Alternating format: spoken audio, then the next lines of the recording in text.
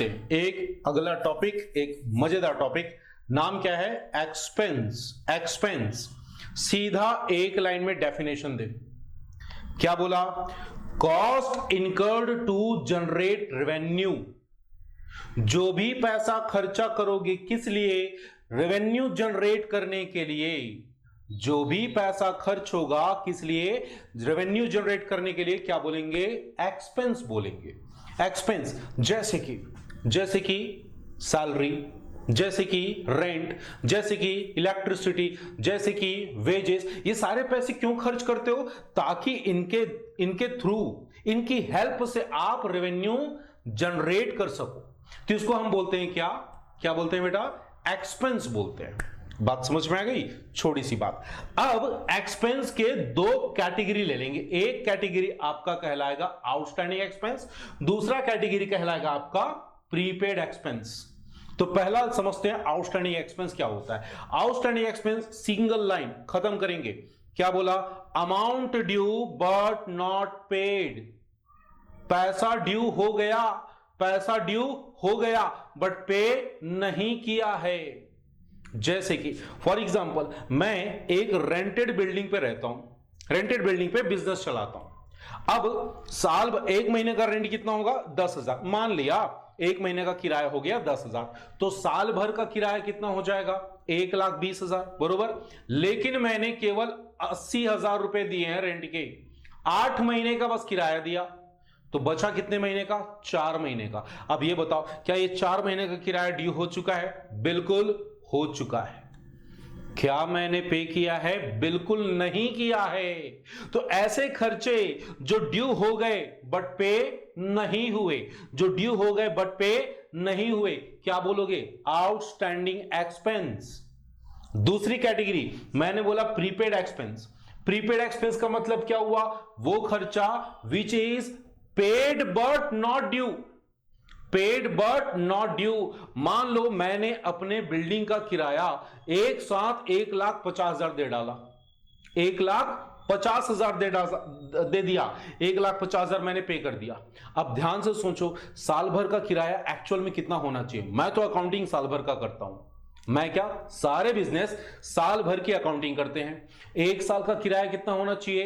1,20,000। 10,000 multiply 12, बोलो हाँ या ना। मैंने एक्स्ट्रा 30,000 दे दिए। कितना दिया? 30,000। तो 30,000 जो एक्स्ट्रा मैंने पे किया है वही 30,000 कहलाएगा प्रीपेड एक्सपेंस। प्रीपेड एक्सपेंस पहले से दे दिया है, ड्यू नहीं हुआ था, ड्यू नहीं हुआ था। अब ध्यान से समझो, आउटस्टैंडिंग एक्सपेंस क्या होती है? आपकी लायबिलिटी होती है। क्यों होती है?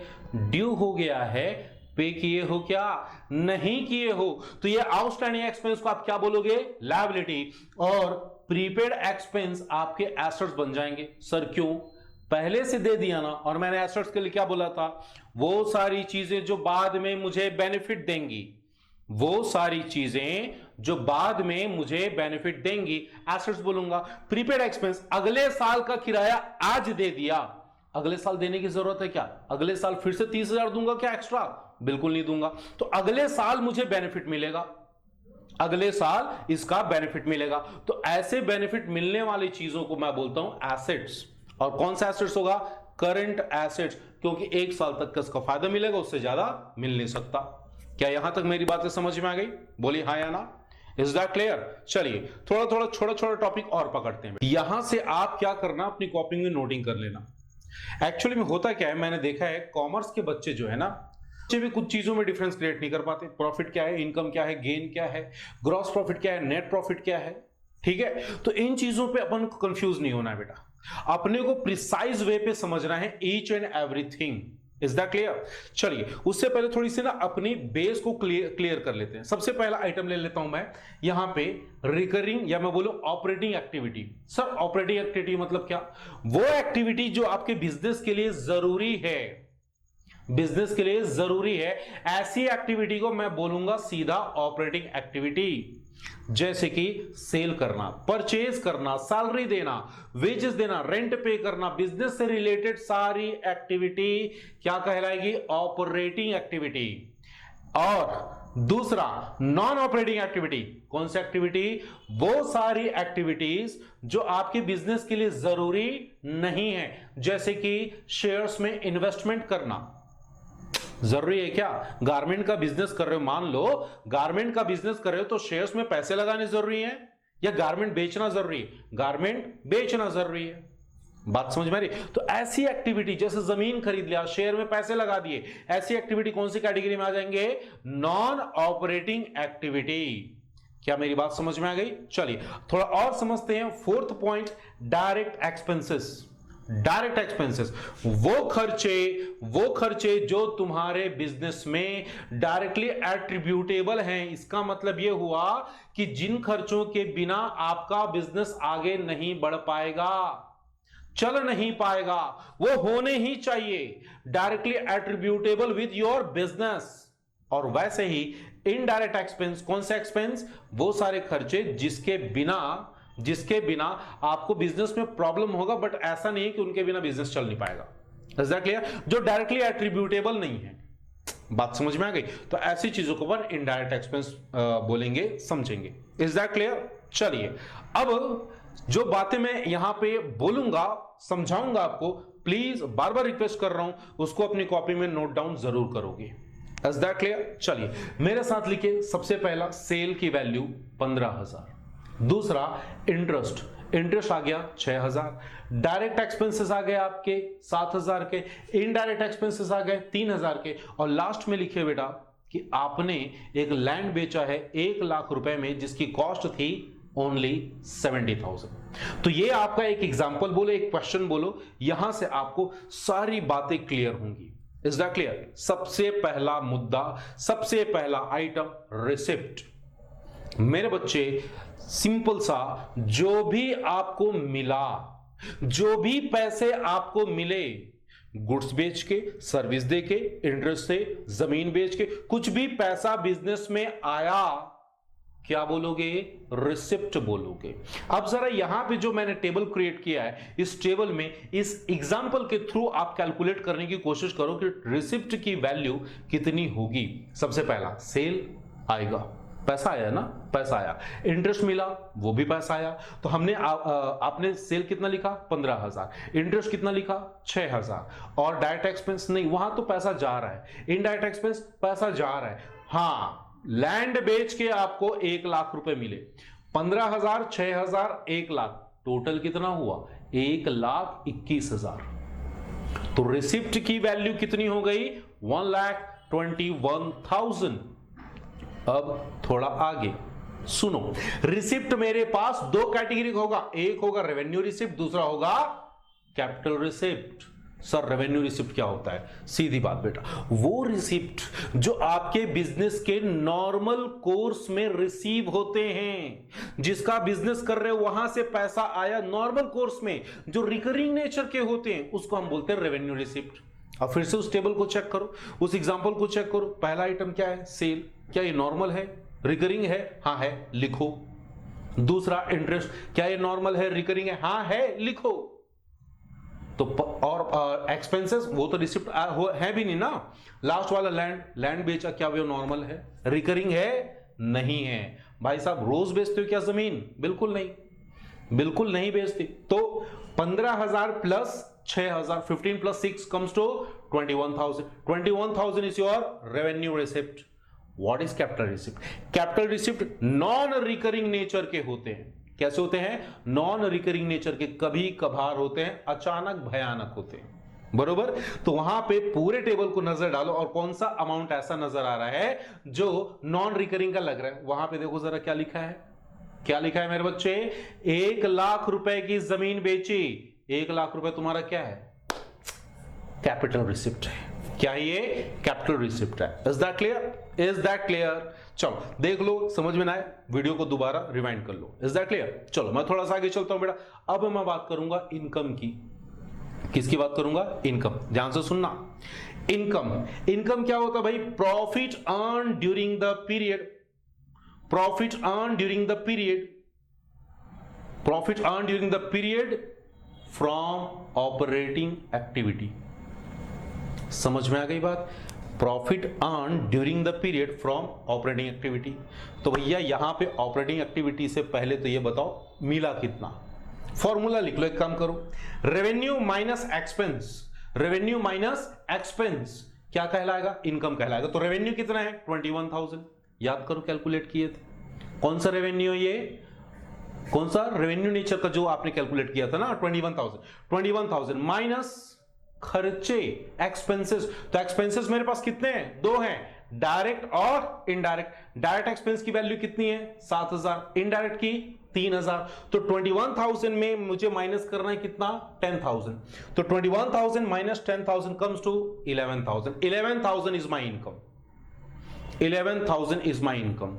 अब सुनना ध्यान से, इनकम भी मेरे पास दो कैटेगरी की होती है। एक को मैं बोलता हूं अक्रूड इनकम और दूसरे को unearned.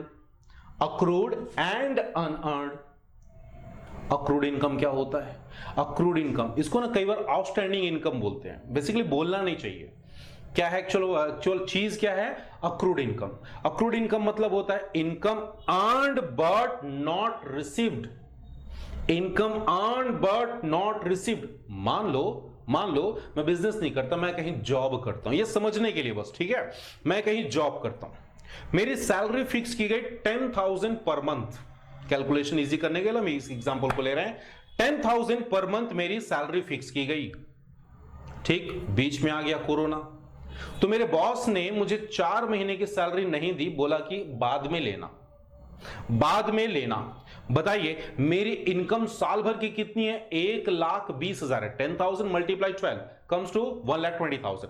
1,20,000 is my income, but received income is only 80,000. How? 4 महीने का सैलरी मिला क्या? नहीं मिला। तो 80,000 मेरी रिसीव्ड इनकम है और अनअर्न्ड इनकम कितनी है? 40,000। कैसे? मैंने पूरे 12 महीने काम किए थे भाई साहब, पैसा 4 महीने का नहीं मिला, तो मैंने क्या बोला था? Income earned but not received. Income earned but not received is my accrued income. और सोच के बताओ ये एसेट्स होगा कि लायबिलिटी होगा? सीधी बात, ये क्या होगा? एसेट्स होगा। बाद में मिलेगा ना, फ्यूचर में बेनिफिट देगा ना, बाद में कैश मिलेगा ना, तो मैं क्या बोलूंगा इसको? Accrued income. अब बात करते हैं सेकंड कैटेगरी, अनअर्न्ड इनकम की। अनअर्न्ड इनकम क्या होता है? वो इनकम जिसको आपने रिसीव कर लिया बट कमाया नहीं है। अब इसको ऐसे समझो, क्या आपने हमको ट्यूशन कोचिंग की फीस दे दी है? दे दी है। क्या सिलेबस कंप्लीट हो गया है? बोलो जरा, क्या सिलेबस कंप्लीट हुआ है? नहीं हुआ है। तो income received but not earned. हमने उसके लिए काम, सिलेबस, कोर्स कंप्लीट नहीं किया है। बात समझ में आ गई? बोलो हां या ना। Is that clear? इनकम वाला पार्ट समझ में आ गया? देख लो एक बार, दोबारा से समझ लो, फिर हम आगे चलते हैं। Is that clear? चलिए अगला पॉइंट उठाते हैं बेटा, जिसका नाम है प्रॉफिट।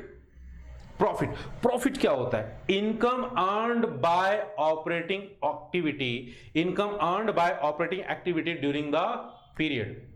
एक साल में profit, income earned bye operating activity during a period. बरोबर ना? यहां पे क्या चीज लेनी है? यहां पे मुझे अपने कोर बिजनेस, जिस बिजनेस में मैं इन्वॉल्व हूं, उस बिजनेस के इनकम देखनी और खर्चे माइनस करने हैं। तो मैं किस चीज में इन्वॉल्व हूं? गुड्स के सेलिंग में। तो मैंने जो सेल किया, सेल कितने का किया? तो देखो जरा टेबल पे, सेल मैंने किया है 15,000 का। कितने का? 15,000 का। और मेरे टोटल खर्चे कितने हो गए थे? सोचो जरा, देख लो टेबल पे। 7,000 का डायरेक्ट, 3,000 का इनडायरेक्ट। तो टोटल मिला के कितना हुआ? 10 ना।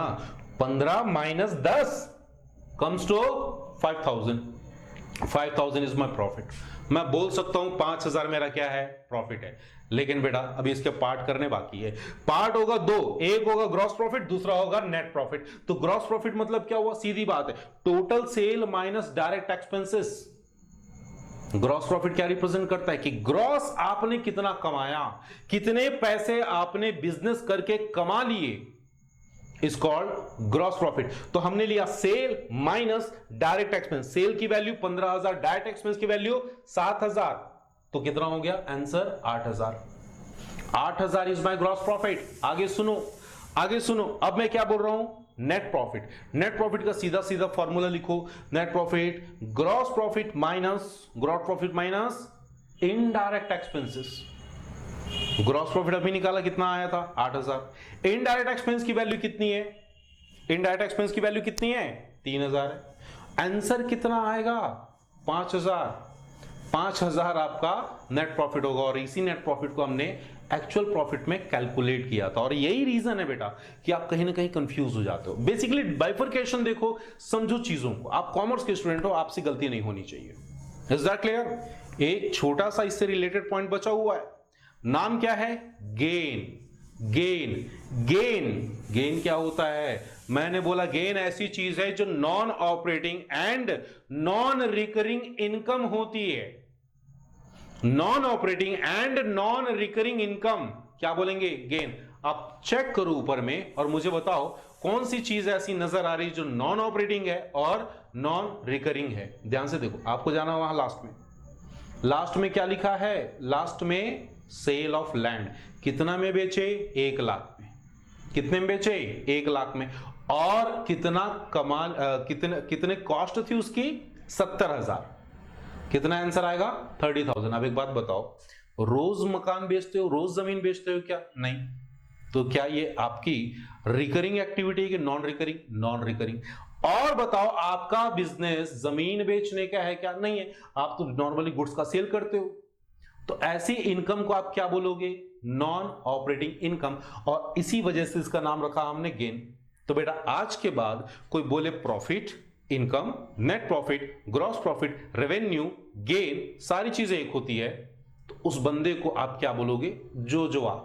क्या बोलोगे बेटा, जोजुआ है वो। Is that clear? बोलो हाँ या ना। क्लियर मेरी बात? चलें आगे। ठीक, अब आपके साथ हमको एक और चीज समझनी है बेटा। प्रॉफिट, इनकम, गेन, ये सारी बातें कर लिए। लॉस के बारे में बात कर लें। लॉस क्या होता है? लॉस का हिंदी मतलब होता है नुकसान। क्लियर? इसकी कोई ना कैटेगरी नहीं है।